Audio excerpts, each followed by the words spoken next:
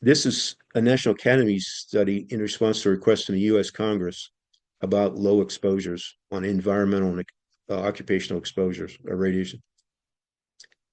And what was eye-opening to me was the last paragraph where the National Academy said that there's in quote, there's also increasing evidence that low dose radiation exposure may be associated with non-cancer health outcomes such as cardiovascular disease, neurological disorders, immune dysfunction, and cataracts, end quote.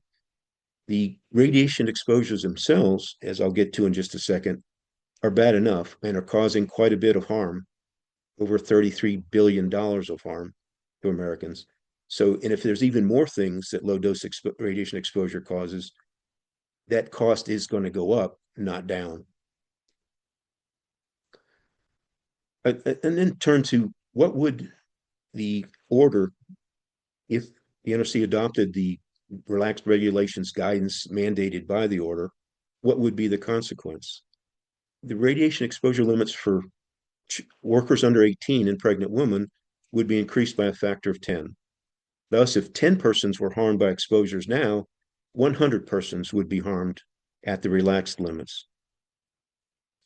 And as far as members of the public, they would be increased by a factor of 50. So if 10 members of the public are being harmed by exposures now, 500 members of the public would be harmed by exposure to, and we don't get to pick which 500 get harmed.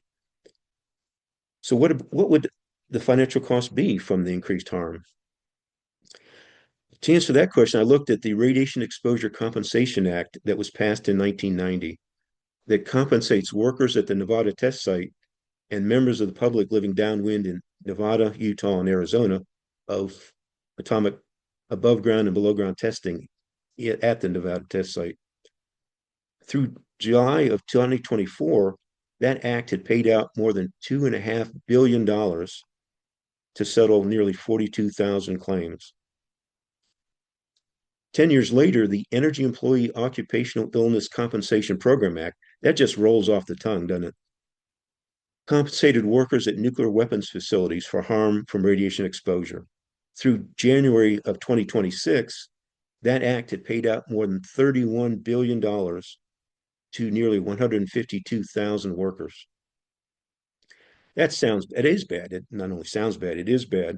But making it even worse, the United States Congress has reported that studies have shown that more than 98% of the radiation-induced cancers within a nuclear weapons complex occurred at dose levels below the existing safe thresholds. So it's not that the existing radiation protection standpoints are overly conservative. They are basically, this date, $33 billion suggests that they're not good now and need to be lowered, not raised.